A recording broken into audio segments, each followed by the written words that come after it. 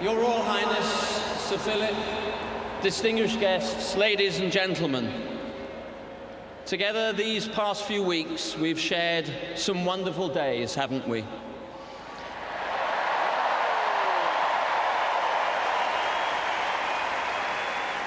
Days where incredible people have performed feats we hardly thought possible. Days in these Paralympic Games when our minds were open to what people can do, to what they can achieve by sheer talent and determination.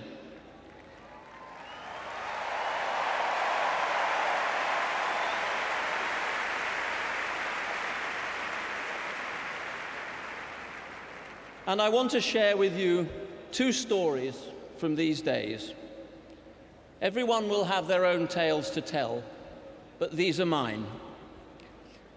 I was traveling on the tube when I met someone wearing the familiar purple uniform and a pass marked medic.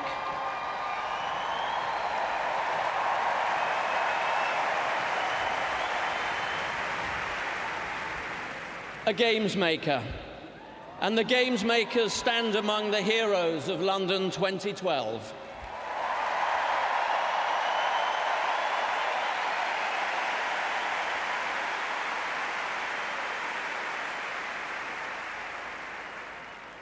We began talking.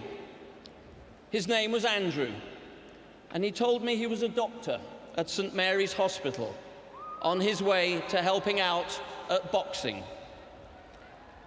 But when I tried to thank him, he wouldn't let me. He said he was the one who wanted to do the thanking. And as we did a very British dance over who should thank who, he suddenly cut through all the politeness and said, "I was on duty on 7/7, that awful day. For me, this is closure. I wasn't sure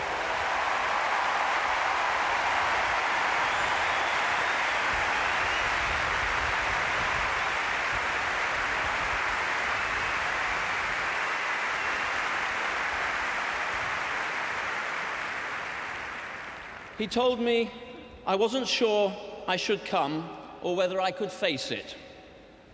I'm so glad I did, for I've seen the worst of mankind, and now I've seen the best of mankind."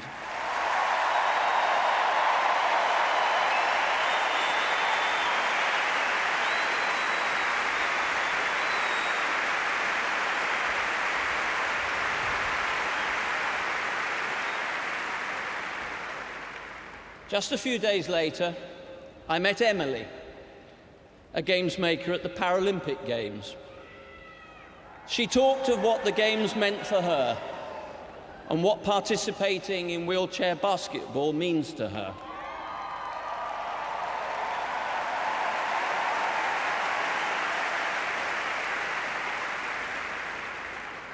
It has lifted the cloud of limitation, she said. So Andrew and Emily, I'm going to have the last word. Thank you. Thank you to you and all the volunteers.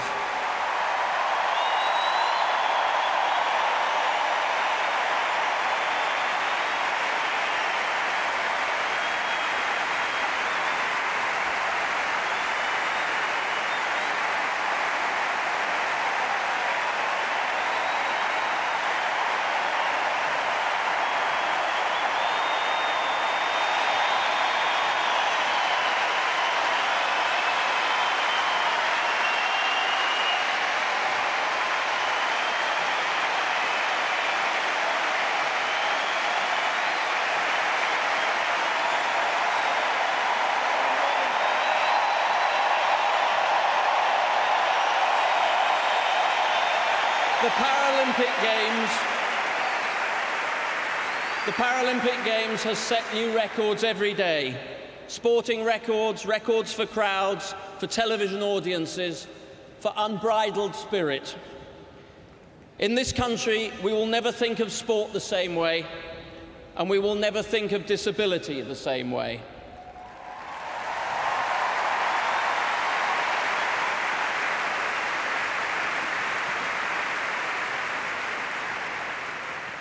And Emily, yes, the Paralympians have lifted the cloud of limitation.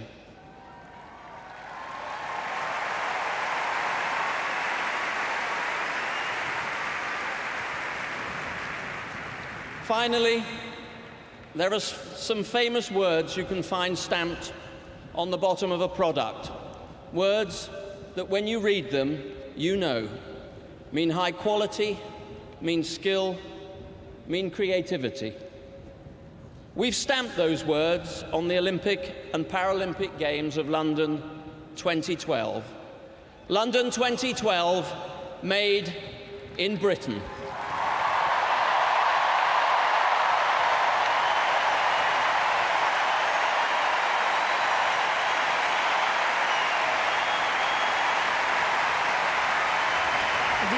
Acknowledge Lord Coe and everything he has done to bring these games to Britain. And they loved that speech.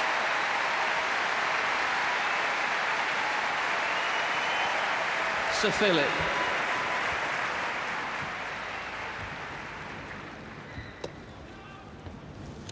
Thanks, Seb. Your Royal Highness, athletes, officials, games makers, distinguished guests, Paralympic sports fans from all over the world, these have been, quite simply, amazing Paralympic Games.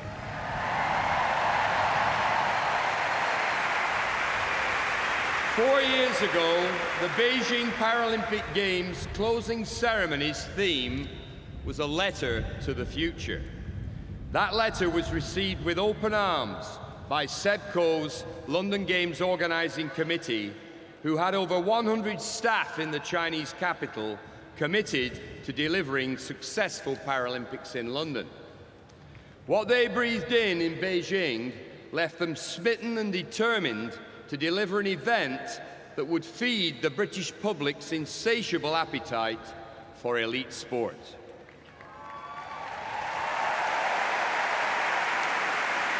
By building a giant theme park for sport in East London, designed to attract the world's best athletes, the Olympic Delivery Authority and LOCOG have helped inspire a generation.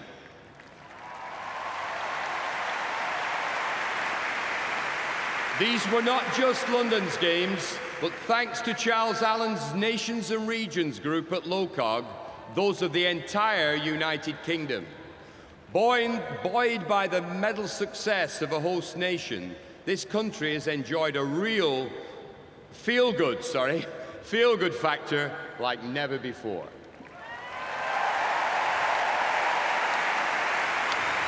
There have been multiple examples of teams working closely together, LOCOG interacting seamlessly with the International Paralympic Committee, and similarly with the Mayor's Office, Transport for London, the City of London, the security services, and both central and local governments. But with those irrepressible smiles and fountains of knowledge, the biggest cheer, it's already happened, but it's going to happen again, the biggest cheer of London 2012 should be reserved for now as we say thank you again to the thousands of games makers.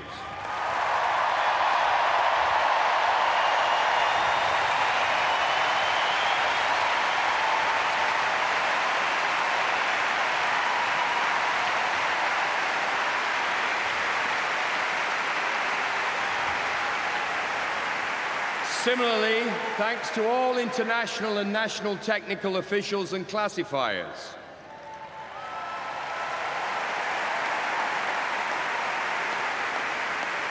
And now let us also acknowledge another band of people that stepped into the breach and went far beyond the call of duty: the British Armed Services and the emergency services.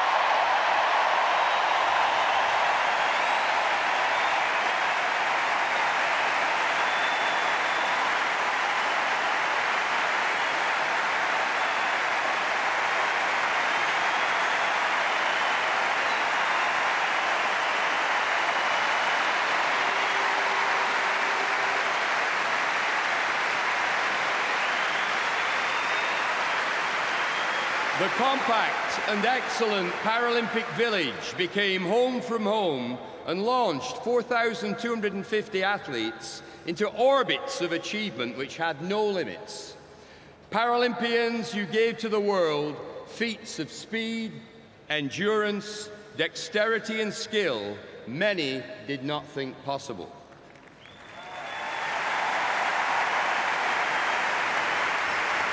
You led the world's media to wax lyrical over your performances and left millions of Paralympic sports fans to create what Boris Johnson said to me last week, a wall of noise in the venues, hungry and desperate for more.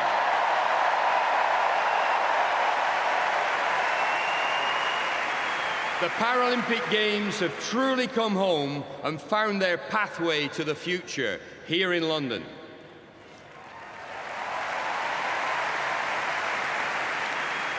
The Paralympic spirit, which saw its first sparks of life in Stoke Mandeville some 64 years ago, has followed a supercharged and surreal existence over the last 12 days. This has made the London 2012 Paralympic Games unique, and without doubt, in my mind and those of the athletes, the greatest Paralympic Games ever.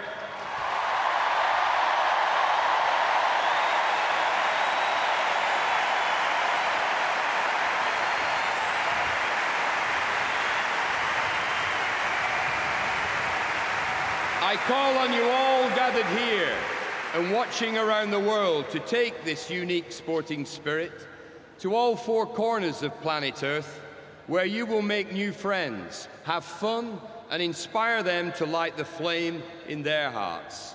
This is an event absolutely no one wants to end. We know that. And these games have changed us all forever. But before I close, I want to link Stephen Hawking's words about changing perceptions across multiple dimensions from the ethereal opening ceremony to the words of a 5-year-old called George Glenn. A few days ago, George was reading a book entitled Treasure with his mum, Emma, my daughter Gael's best friend. The first page showed a man with an eye patch, a hook for a hand, a parrot on his shoulder, and a wooden leg. Emma asked George who the man was, expecting him to say, a pirate. But he said, well, he only has one leg. He must be an athlete.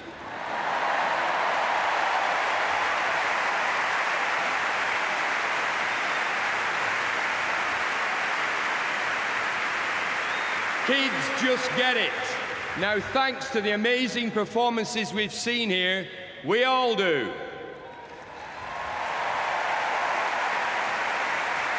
Finally, the time has come for me to declare the London 2012 Paralympic Games closed. But we all know that these Paralympic Games will live on for an eternity.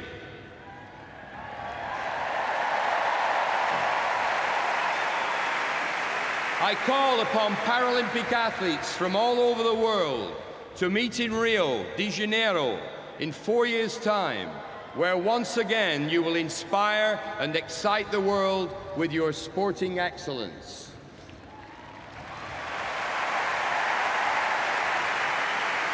And I have to end with a big, big thank you to the people of this great city of London.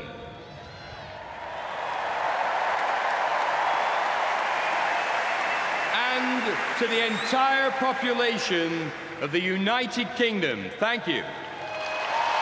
Still to come, the musical finale, Coldplay, Rihanna and Jay-Z.